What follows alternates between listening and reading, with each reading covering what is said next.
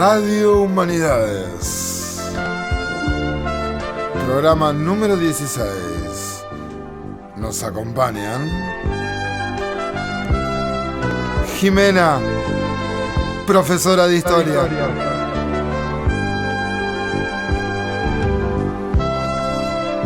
Mariana, licenciada en filosofía.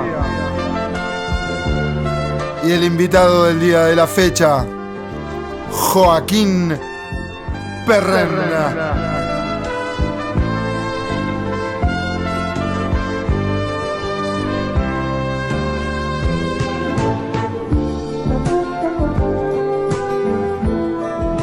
Bueno, estamos hoy con nuestro compañero, amigo, colega, Joaquín Perren, historiador. Cómplice. Bueno, eso sería tuyo, la verdad. Un poquito. Bueno, Habla de camaradería, ¿no? Camaradería. Entonces bueno. se te escapó una sílaba, siempre le pero falta bueno, no la pasa gracia. nada. Camaradería. bien, entonces le decíamos a la audiencia Sí. que estamos con Joaquín Perren Sí. en el estudio. Esto parece en vivo, pero no lo es. No lo es. ¿Cómo estás, Joaquín? Muy buenas tardes. ¿No era en vivo esto? Me trajeron engañado. Sí. Bueno, muy bien. ¿El café con leche bien? Hermoso. La espuma del latte es increíble. Es el Maravilloso. secreto. Queremos que te sientas cómodo. Sí. Estoy más cómodo que nunca. Porque te sentís incómodo en Humanidades, en un programa de la Secretaría de Extensión, ¿sí? Todo lo contrario. Con estudiantes, con amigos. No me puedo sentir incómodo. Todo lo ninguna contrario. manera. Me siento como en casa. Perfecto. De hecho, es mi casa. Claro que sí. No, de hecho no. Caso de Lauta, pero. Sería la de Lautaro, pero... Bueno, ¿ves? Ahí eso va cortado porque no era parte del plan. ¿Por qué no? Es parte del plan. Es Que no parte sea del plan. de parte del plan, es parte del plan. Es parte del plan. Bienvenido, Joaquín. a Muchas Radio gracias. Humanidades. Muchas gracias por la invitación. Queríamos charlar con vos porque este programa, si bien grabado está, va a ser emitido el 4 de julio. Bien. ¿Y vos qué pensás, Mariana, con el 4 de julio? Que he visto muchas series de Netflix, es lo primero que se me viene a la cabeza. Día de la Independencia, mucha cosa yankee, película, mucha información respecto. Extraterrestres. Sí, todo Sí. eso. ¿A vos qué te pasa, Jimena? ¿Qué pensás, Jimena, vos? Y yo soy más Disney, ¿viste? Para mí es como más peli Más team romántica, siempre atrás la bandera de Estados Unidos, siempre como la meritocracia, el esfuerzo, el patriotismo. American Dream. Sí, un montón de eso se me aparece en la cabeza. Las estrellitas. ¿Y vos, Joaquín? ¿Qué pensás? Un 4 de julio. Cuando pensás en 4 de julio, ¿en qué pensás? Me acuerdo de una vieja película de Tom Cruise, ha sido el 4 de julio, que hablaba de un ex veterinario, de un ex veterano de Vietnam, Ajá. una película clásica de la década del 80, cuando éramos todos jóvenes, cuando disfrutábamos del cine. Es verdad. Sí. Bueno, hoy nosotros habíamos pensado humildemente en otros disparadores, más allá de... Por supuesto. Y hablábamos de independencia, tan pronta la independencia nuestra también en 5 días, escasos 5 días. Y al pensar en independencia pensamos en dependencia o los dos ejemplos de independencia. ¿Cómo es la independencia norteamericana? ¿Cómo es la nuestra? ¿Y cómo se relacionan? Sí, es que las podemos relacionar, pensar también la idea de independencia y libertad. Digo, estamos hablando Es de lo lo mismo, mismo, entendemos claro. lo mismo por independencia y por libertad. Bien. Ayúdanos con todo esto. Mi aporte va a ser desde la historia económica, que es mi especialidad, y para entender el proceso de independencia quizás convenga que retrocedamos un poco en el tiempo, que nos localicemos en el siglo XVII, cuando Gran Bretaña genera un proceso de colonización en la parte norte del continente americano. Vemos allí una estructura política bastante estable, vemos una clase comercial muy agresiva, que creció al compás, al amparo de las políticas mercantilistas. Esto es muy interesante porque Gran Bretaña en su etapa de despegue fue claramente proteccionista. Cuando desarrolló su estructura económica, levantó la bandera del libre cambio. Al amparo de esa política de protección vemos entonces una clase comercial muy agresiva en lo que actualmente es los Estados Unidos. En términos agrícolas, siglo XVII, siglo XVIII, vemos una estructura claramente dual. En el norte de los actuales Estados Unidos tenemos un escenario donde existen una numerosa cantidad de pequeñas y medianas propiedades. En la parte sur, y acuérdense la guerra civil, vemos grandes plantaciones de algodón, cuyo principal mercado está del otro lado del Atlántico, básicamente Gran Bretaña.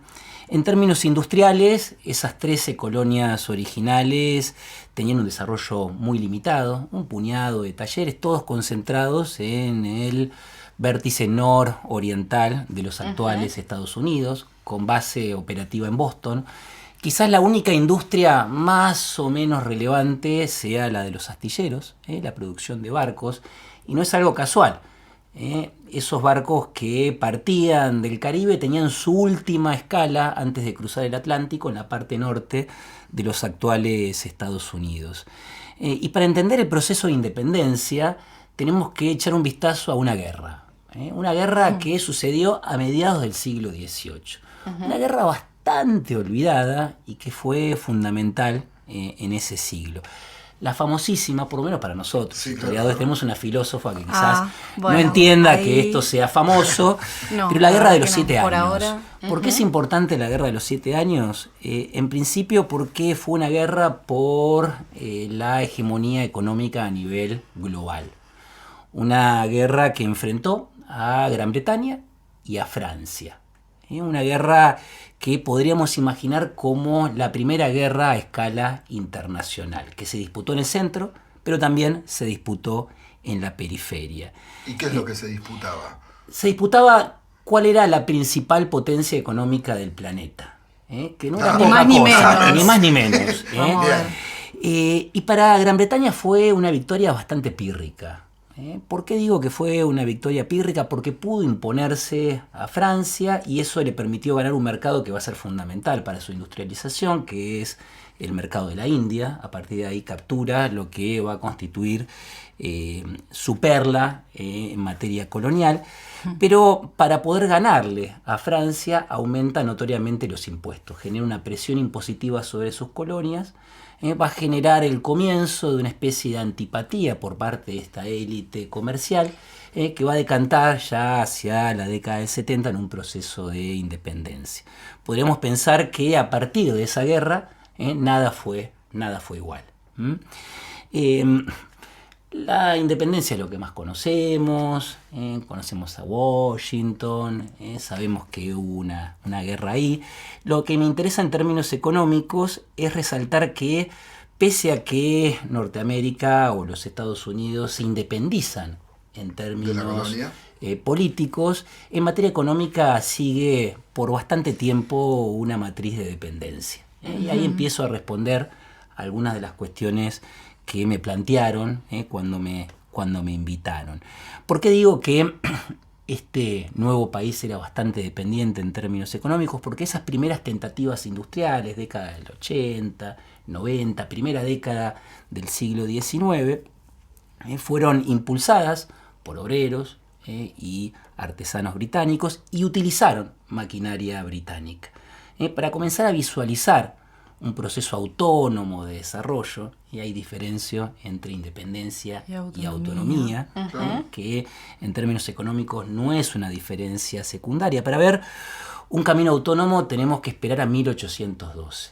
Se produce allí un revival de la guerra de independencia. Los contendientes son exactamente los mismos, Gran Bretaña y Norteamérica, en el marco de las guerras napoleónicas. Universal 1, Lidia Osona, ¿no? Lidia Ozonas, Graciela Iorno, allá lejos en el tiempo. Frase que estoy usando bastante en el día de hoy porque me estoy encontrando con viejos amigos. Uno por lo general con quien pelea o con quien establece un escenario bélico no comercia. Y en función de esa situación comienza a darse un desarrollo autónomo de Estados Unidos. Comienza a generarse una protección natural que es ayudada por política pública. A partir de 1812 y después de la guerra esto continúa, y diría que continúa durante todo el siglo XIX, vemos una política consistente de protección a esa naciente industria nacional. Esa industria tiene unas características que la hacen bastante singular, bastante única. Y uno puede llegar a pensar que ese sur algodonero no tiene nada que ver con ese norte industrial. Y en esta primera etapa tiene una relación simbiótica muy pero muy interesante. Uno para poder avanzar en una senda capitalista necesita capital. Claro. ¿No? Ese capital va a entrar por el sur vía divisas y vía comercio exterior. Va a absorber esa abundancia de divisas del sistema financiero y va a poner todo ese dinero en manos de quien esté dispuesto a invertir, ¿no? Y sobre todo quien esté absolutamente protegido de la competencia. Una competencia que para primera mitad del siglo XIX es claramente la competencia británica. Fíjense cómo allí una política consistente de protección sumado a un ingreso de divisas por vía del comercio exterior va a andamiar un proceso de construcción de un mercado interno. Esta quizás es la singularidad más relevante de la experiencia norteamericana. Ahora, pero si la divisa la generaba el sur, ¿por qué prospera el norte, Joaquín? Bien, ahí tienen que prestar atención al sector financiero. Los bancos tienen su sede en el norte, tienen sucursales en todo el territorio estadounidense, las antiguas colonias británicas, pero la sede, el corazón financiero de Estados Unidos, va a ser el noreste. Siempre digo noroeste y es noreste, el vértice nororiental de los actuales Estados Unidos. Primero con base en Boston, con el paso de los años, con el paso de las décadas, Nueva York. Muy bien. Entonces, ese sur fue fundamental para la industrialización. Puede parecer contradictorio, pero no hubiera habido autonomía, por lo menos en términos económicos, sin ese ingreso de divisas que... ¿Por qué te pones mal, Damián? ¿Por qué te pones mal? A ver, contanos. Porque nosotros no somos un poco ese sur, pero no dejamos de ser el bueno. sur. Es que ahí está la cuestión Porque del el diálogo modelo sur-sur del que estuvimos hablando ayer, Bien. un poco Y para mejor que el conectar. algodón en todo encima, ¿o no? ¿Tenemos que hacer pucheritos? Está beboteando Tal- ahí tal vez una nos situación No, es histórica. tristísimo y creo que explica parte de nuestra dependencia festejando el Día de la Independencia. Exactamente. Pero, ¿dónde está la diferencia en ese sur que generaba divisas, que sostenía una sede financiera que estaba en el norte, pero que generaba la divisa? Nosotros en algún momento la generamos. Exactamente. Entiendo que sí. Pero nosotros no devenimos ser una potencia mundial, Joaquín. Bien, entonces tratemos de pensar qué tiene de diferente Estados Unidos con respecto a la Argentina y luego pensemos en la guerra de secesión, pensemos en las guerras civiles. No hubo solo una guerra civil en el continente americano, hubo dos casi simultáneas. Una no la reconocemos como guerra civil, que es la guerra de la Triple Alianza que sucedió en el sur. La otra sí la conocemos como guerra civil y enfrentó al norte industrial y al sur agroexportador. Pero antes de avanzar en estos aspectos me gustaría que pensemos en algo que diferencia a Estados Unidos de Argentina. Ambos países tuvieron una frontera. Sí. La nuestra fue la frontera sur, donde habitaban pueblos originarios. La de ellos fue la frontera occidental, el oeste, el lejano oeste, y pasó un chivo. Sí. El sábado tenemos un ciclo de western donde vamos a reflexionar sobre Pero estas pará, cuestiones. ¿el sábado mañana? Ay, el sábado, claro, porque esto no es en vivo. Claro, cierto. Dígame qué día cae el sábado próximo, es mañana. sí. Estamos chequeando. Es 29, 30, 29, si no me equivoco. 29. Una proyección de unas Excelente, películas. un disparo en la oscuridad, un clásico de John Ford. Vamos a reflexionar sobre el contexto. Probablemente esto ¿Sigue en el segundo cuatrimestre? Sí. sigue, Listo. claro, por supuesto. La invitación queda hecha. Queda para la tercera, la cuarta y la quinta película, Bien. no para la segunda, porque esto... Nos tenés que mandar Información. Y lo vamos tirando. Entonces, en los dos países tenemos una frontera. Bien. La nuestra es la frontera sur, en el caso de Estados Unidos la frontera oeste. En el caso de nuestra frontera primó un criterio latifundista. La gran propiedad en manos de muy pocas personas es lo que, palabras más, palabras menos, conocemos como oligarquía. En el caso de los Estados Unidos vemos un sistema de pequeños y medianos productores. Los famosos farmers. ¿Por qué es importante esto de la pequeña y mediana propiedad? Porque genera una escasez de obreros en los escenarios industriales. Cuando llegan los inmigrantes, la posibilidad de acceder a la tierra va a ser un atractivo muy importante. Entonces, la ciudad termina por ser una especie de pasamanos de migrantes. Llegan a los puertos, la posibilidad de acceder a la tierra los va a ir desperdigando en toda la superficie de los Estados Unidos. Eso va a generar una escasez de obreros. Lo que es escaso termina por volverse costoso, y ese costo relativo de la mano de obra va a animar a los empresarios a invertir en tecnología. El American System propone una elevada inversión en capital desde muy temprano. Es una industria capital intensiva. Y justamente la clave explicativa es el atractivo que supuso para los inmigrantes la posibilidad de acceder a la tierra en el oeste. Claro, si lo pensamos en términos de Argentina, es exactamente lo contrario, ¿no? Es el abarrotar todos los inmigrantes en el puerto, en las ciudades. En Rosario, en Buenos Aires. ¿Por qué es importante el oeste para Estados Unidos? No solo porque generó esa mayor inversión en tecnología, sino porque además proveyó los productos primarios para ser procesados por esta naciente industria, y además supuso un mercado muy interesante para esos mismos productos. Porque esos farmers no eran campesinos a la europea. Claro. No estaban al nivel de subsistencia, sino eran pequeños capitalistas. Generaban un excedente, ese excedente era comercializado, obtenían una renta y con esa renta podían comprar un montón de productos que se generaban en el vértice nororiental de la superficie estadounidense. Entonces ahí tenés una diferencia de fuste. Nosotros nos independizamos, políticamente, pero seguimos siendo bastante dependientes en materia económica. Estados Unidos en un principio fue dependiente de Gran Bretaña en términos económicos, pero desde muy temprano, por lo menos desde 1812, vemos un proceso autónomo que conduce hacia fines del siglo XIX en la constitución de la potencia que hoy conocemos. Y eso me da pie a esta especie de jueguito entre las dos guerras civiles. Década del 60 del siglo XIX. ¿No? Dos guerras civiles. Una en el sur del continente, otra en el norte. En ambos casos se enfrentaba un norte industrial y un sur agroexportador. En el caso de Estados Unidos es muy fácil. El norte industrial es el que venimos comentando, que también era financiero y podía absorber el excedente del sur, y en el caso de la franja más meridional era agroexportadora. En el caso de Sudamérica lo que vemos es un sur agroexportador, llámese Argentina, Uruguay y Brasil, y un norte que comenzaba a avanzar por una senda industrial, Paraguay. En la Guerra Civil del Sur ganó el sur. Qué buena idea que tuvo Solano López. Bien, Solano López, un irreverente. Un irreverente. Alguien que quiso estructurar un aparato industrial en tiempos donde se estaba construyendo una periferia agroexportadora. No vaya a ser que esta cuestión de la autonomía se le ocurra replicarse en un montón de lugares. Que contagie, que en contagie. La injerencia de Inglaterra en esa guerra de la Triple Alianza. Sí. Fue muy importante. Fue muy importante, sobre todo financiando a las potencias del sur. Llámese nuevamente Brasil, Uruguay y la Argentina.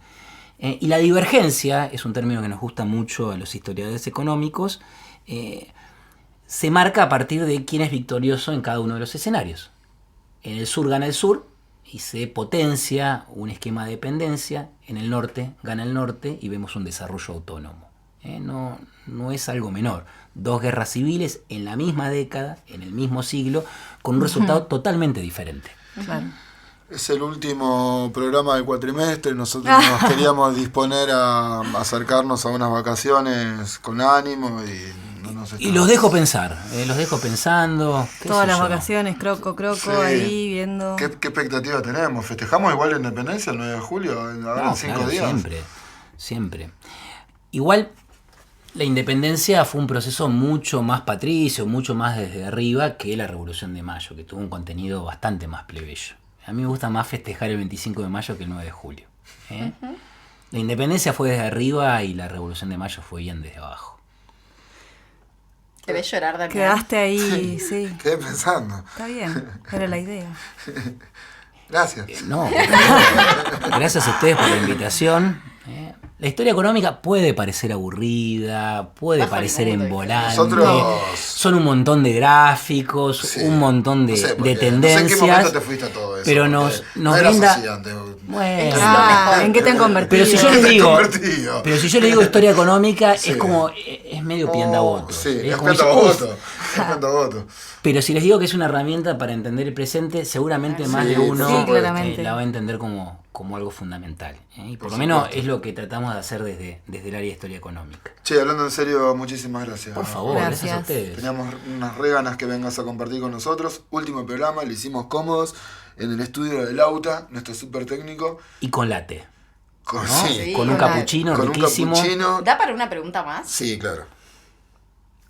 La subjetividad patriota. Bueno, sí, un poco veníamos mirá. pensando la cuestión de Como qué para podría meter- como para meter algo de preguntar. filo. Exacto. Mirá, puede yo te ser- cuento. Venimos Es con- filosofía. Esto iba a ser corto. Mira, no hables Me por mí. prometieron una entrevista corta. No hables por mí porque yo puedo Qué hacerlo. filosofía. No, veníamos un poco Sí, pensando perdón. en esta cuestión disciplinar, ¿no? De qué Sí. podría llegar a preguntarle a Joaquín desde por ahí el campo disciplinar de la filosofía, y un poco veníamos charlando de esta cuestión de cómo estos procesos de alguna forma están combinados con algunas tecnologías de gobierno, a mí me gusta llamarlo así desde una perspectiva Foucaultiana, de alguna forma cómo se construye la subjetividad del patriotismo, de una cuestión patriota en ambos escenarios, podríamos preguntar, ahora que tenemos muy bien. las dos perspectivas. Te lo voy a contestar desde un lugar que a mí me queda relativamente cómodo, que es el del pensamiento económico. ¿No? Es un pensamiento que permite imaginar posibilidades. ¿No? Y lo que uno ve en estos procesos de industrialización derivada, de estos ensayos autónomos, es que cada uno de ellos tiene su propio pensamiento económico. Un pensamiento que no nace desde la importación de ideas, sino desde la generación o el procesamiento de ideas en función de las características propias de estos países que comienzan un poquito después de Gran Bretaña, pero que rápidamente la alcanzan y la superan. En el caso de Estados Unidos, a mí siempre me gusta hablar de un autor que no es conocido, prácticamente es una persona que no aparece en los programas de historia económica o de historia del pensamiento económico, y que discute justamente la primacía británica en esta asignatura, que es Carey. La mayoría de los economistas del siglo XIX, por lo menos los que piensan desde las particularidades de los países de industrialización derivada, tienen como su muñeco de paja predilecto a Adam Smith. Ajá. Cuestión a Adam Smith, Sí. le tiran con todo a Adam Smith. Sí, sí, sí. El amigo Carey, desde Estados Unidos, a quien critica es a David Ricardo. Ajá. David Ricardo es el que habla, bueno, Sí, sí. Sí. claro. ustedes fueron estudiantes míos, lo saben y muy bien, es el que plantea aquella idea de los rendimientos decrecientes, que es una idea bien propia de los escenarios europeos, los que estaban saliendo desde el modo producción feudal. ¿Qué decía Ricardo? Que a medida que aumentaba la producción, se empleaba gente, esa gente, como tenía empleo, Sí, ahí como una aumentaba capacidad la de natalidad, consumo. la fecundidad, se extendía la frontera agropecuaria, se incorporaban tierras que eran marginales. Al incorporarse tierras marginales que eran menos productivas, que necesitaban más trabajo para producir lo mismo, el precio del trigo tendía a aumentar, y como el salario está adherido al nivel de subsistencia de los trabajadores, esa tendencia era hacia el alza. Y si aumenta el salario, disminuye el beneficio de los capitalistas. Eso es lo que decía Ricardo. Las economías, y él lo pensaba como una ley universal. Claro. Él decía que lo que sucedía en Gran Bretaña era replicable a cualquier Exacto, economía del planeta. extrapolable. El amigo Carey, primera mitad del siglo XIX, dice no, eso es un traje a medida de Gran Bretaña. Claro. Nosotros desde las particularidades de Estados Unidos podemos hacer un aporte bien importante. Y él dice, las primeras tierras en ser colonizadas, el noreste, eran tierras relativamente fértiles, pero no tanto como las que se fueron descubriendo a medida que avanzábamos hacia el oeste, a medida que la frontera se iba corriendo hacia el Pacífico. Entonces él dice, Estados Unidos no tiene rendimientos decrecientes, sino tiene rendimientos crecientes. Yo me estoy ya enojando con todo lo que está Y diciendo. si tiene rendimientos crecientes... No, porque sé que el valor de la tierra nuestra también era genial. ¿O no? Y estamos hablando de una Argentina con una pampa húmeda con ventajas Claro. comparativas. Y más al oeste sí, estaban buenas las tierras, pero la nuestra sigue siendo mejor, ¿o no? Bueno, el problema ¿Qué descubrió es... Kerry El contra problema... la tierra? No, pero escúchame, Pará. no es un Ahí tema va. menor, porque si el tipo dice Sí. los rendimientos son crecientes, no tenemos por qué temerle a los Avance. fantasmas maltosianos. La población puede aumentar. Entonces Exacto. Estados Unidos promueve la inmigración. Ahí va. Su ¿Eh? miedo no es nuestro miedo. No es nuestro miedo, y no es el miedo de Gran Bretaña, no es el miedo de los países centrales. Exacto. Si aumenta la población y tenemos un esquema industrializador, se construye un mercado interno. Ese Ajá. mercado interno es la base donde se sostiene el proyecto autónomo de Estados Unidos. Ahí va. Fíjate cómo, dando vuelta el pensamiento de ahí Ricardo, Kerry suministra pistas, suministra algunas herramientas para promover un desarrollo autónomo. Eso es lo que nos costó a nosotros como país. Sí, y le tiró pistas también al Fondo Monetario para que justamente nosotros no tengamos ese nivel de... Alberdi tenía una mirada bastante contraria. Nosotros tenemos ventajas para producir granos, ¿por qué vamos a torcer la naturaleza? Quizás el único que planteó algo distinto fue Sarmiento, sacando de lado toda la cuestión de toda la civilización y polémica. barbarie. Sí. Él en Chivilcoy, no sé si se acuerdan esto, en sí. Chivilcoy quiso replicar un modelo de farmers, pequeños y medianos productores, mercado interno, y si hay mercado interno, hay Hay industria. autonomía. De hecho, Y si hay industria, hay autonomía. Ahí va. Independencia no es lo mismo Que que autonomía. autonomía. Volvemos al comienzo de la charla. Tal cual. Bueno, Bueno, yo voy a decirte solamente una cosa, voy a hacer el chivo Sí. para que mis alumnos escuchen este programa, porque Sí. hace 3 años que doy geografía argentina Sí. y introduje una materia, o sea, materia introductoria, ¿no? Como unidad primera para arrancar a ver neoliberalismo y globalización. Teorías políticas y económicas. Vamos. Porque las amo.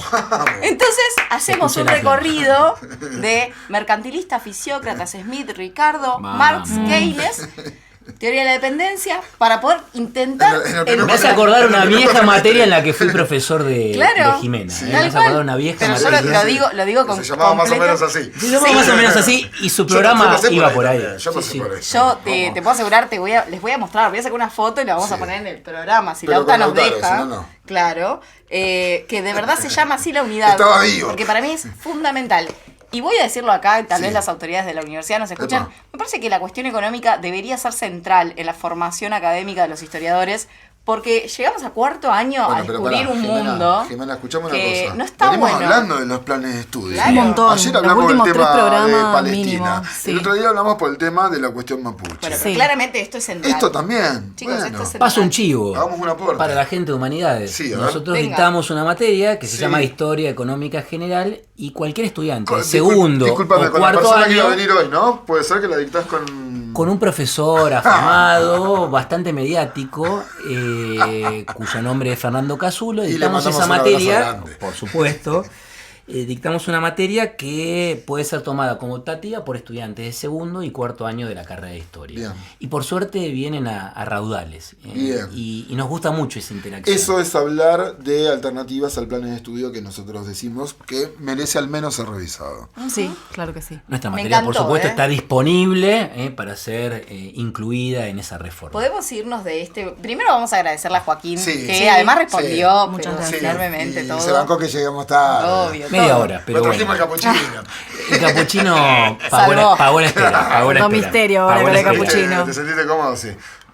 Obvio, siempre. Ahora ya como estamos como en charlando. casa. Ahora Como ya en estamos casa. charlando. Podemos irnos de después. este bloque con improvisara. Improvisara. Improvisara. Bueno, seguimos con más Radio Humanidades. Cuando haya desaparecido la subordinación esclavizadora de los individuos a la división del trabajo, y con ella la oposición entre el trabajo intelectual y el trabajo manual. Cuando el trabajo no sea solamente un medio de vida, sino la primera necesidad vital. Cuando, con el desarrollo de los individuos en todos sus aspectos, crezcan también las fuerzas productivas y corran a chorro lleno los manantiales de la riqueza colectiva, Solo entonces podrá rebasarse totalmente el estrecho horizonte del derecho burgués y la sociedad podrá escribir en sus banderas: de cada cual según sus capacidades, a cada cual según sus necesidades. La literatura es un medio de tomar posición frente a los valores de la sociedad. Digamos de una vez que es ideología. Toda literatura ha sido siempre ambos, arte e ideología. Dame un beso, desmedido y saturado. Besarse en los rincones oscuros, besarse frente al rostro del guarda, besarse en la puerta de la Santa Catedral de todas las canalladas, besarse en la plaza de todas las repúblicas o elegir especialmente aquellas donde todavía te matan por un Sodomo y Gomorro beso. Besarse delante de la foto del niño que también fui y sentir que me hace un guiño para que siga, que no pare, que no interrumpa, porque le gusta ese beso.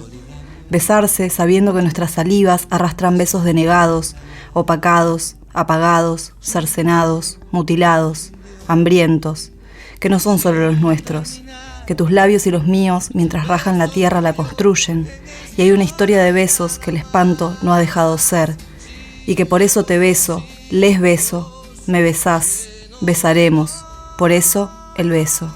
Susy Shock. Beso tuyo para recordar.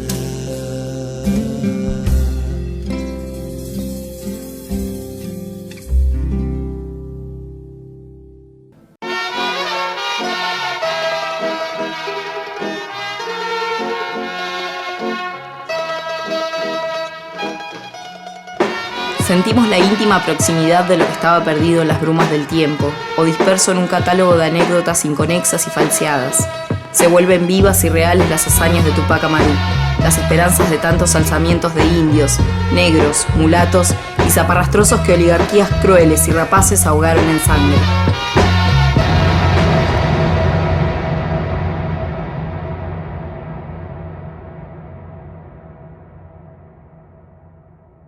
Bueno, hoy es viernes 28, estamos en el estudio del Lauta, Sí. haciendo el programa que va a salir el 4 de julio. Jueves. Pero hoy, viernes 28, ¿qué pasó, Mariana?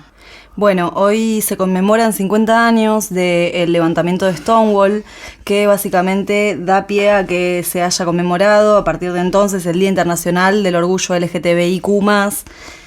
Bueno, a raíz de la revuelta de Stonewall en el bar emblemático de Stonewall Inn, en el barrio neoyorquino de Greenwich Village, que básicamente, bueno, marca un hito en adelante para las luchas de la comunidad LGTBIQ.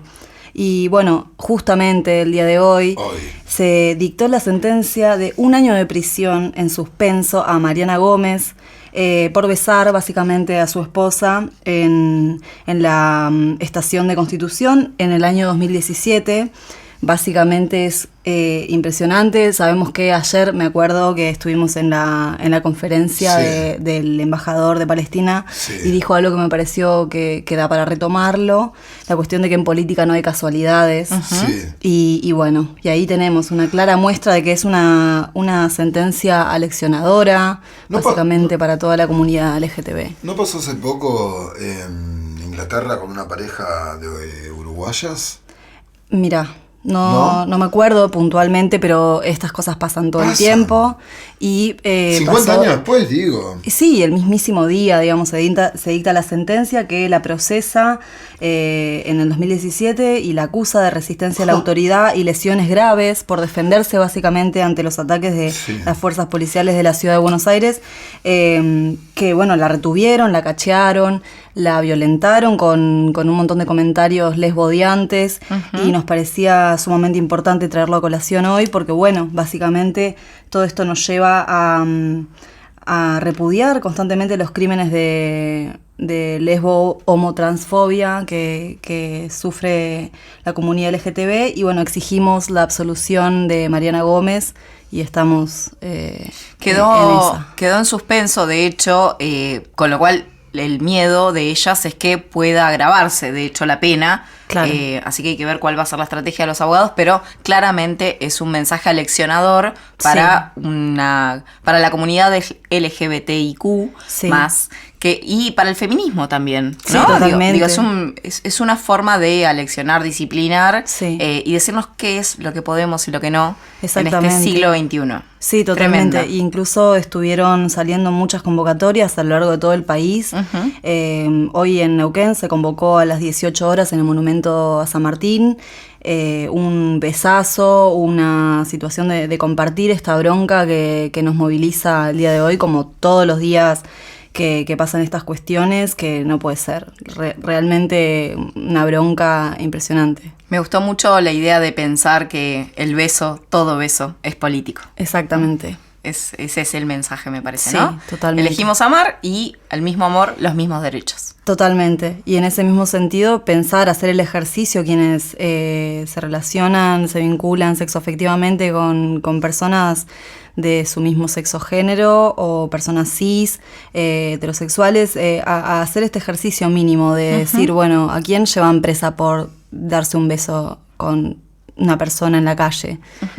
A nadie. Entonces esto es bastante grave y bueno, estamos ahí trabajando para resistir, como siempre. Como siempre. ¿Vamos a escuchar un tema? Dale, música, Lauta. Compañeras, pasó el cuatrimestre. ¿Por qué tan abajo? Sí, ¿Qué te pasa? Porque reflexivo. Estás triste. No, triste no. Contento de... Pará, ¿esto termina? No, Ah, esto recién empieza. Menos encanta. mal, boludo. Me Claro, encanta. pero hay una situación de que terminamos el primer cuatrimestre. Por fin, boludo, quiero vacaciones. Ya. Sí, ya. Ya. Bueno, yo me voy a tomar una Oye, vacación. vos. ¿Eh? No, digo, qué bueno estar con vos. ¿En qué? este programa, con vos, con Marian, Con con Lauta, con Catriel, todes, con todes. todos. ¿Es verdad esto que Sí, estás obvio. diciendo? Obvio, estoy Va re a ser feliz. el signo de promesa de Boy Scout. Vamos a decirle a la audiencia que está haciendo un símbolo que es como de ET o algo así. Es rarísimo. Sí, no Bueno. tiene sentido. Porque no tienen compromiso. Compromiso. Pero les decía, se terminó el cuatrimestre y hay un momento de nostalgia y hay un momento de reflexión. Nos tomaremos un tiempo para repensar algunas ideas, algunas cuestiones y volver con muchísimas más ganas. ¿Sabes con qué vamos a volver? ¿Con qué? Con altura. Porque hay un tema muy conocido que está colonizando nuestras cabezas. No voy a decir colonizando porque es polemiquísimo lo que acabo de decir. Porque bueno, la queremos mucho a ella. Ya ha sonado, Ya ha sido sonó. un motivo de disputa. Pero de hecho entre nos escriben nosotros. pidiéndonos Sí. que suene. Exacto, Sí, la totalmente. gente ¿Y sabes quiere- qué? En vez de empezar esto con altura, lo vamos a cerrar estos 4 meses con altura. Ahí va. Somos estudiantes, somos lo público, somos resistencia, memoria, derechos humanos, graduados. Somos Radio Humanidades, jueves de 13 a 14 por Radio Universidad.